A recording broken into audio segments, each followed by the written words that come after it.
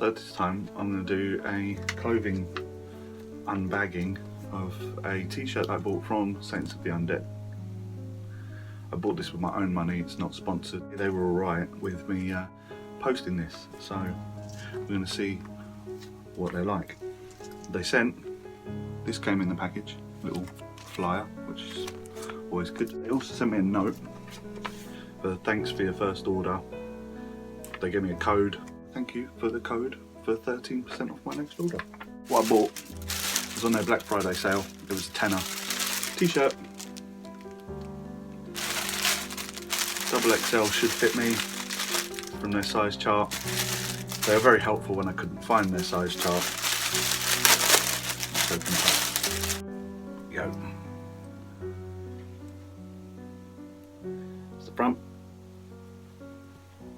Plain on the back. Let's do a bit of a test of how it fits.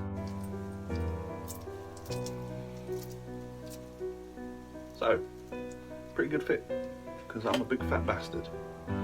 So, finding stuff that fits is good. This is nice and long, comes right down real low. Sleeve length's alright. What do you guys think?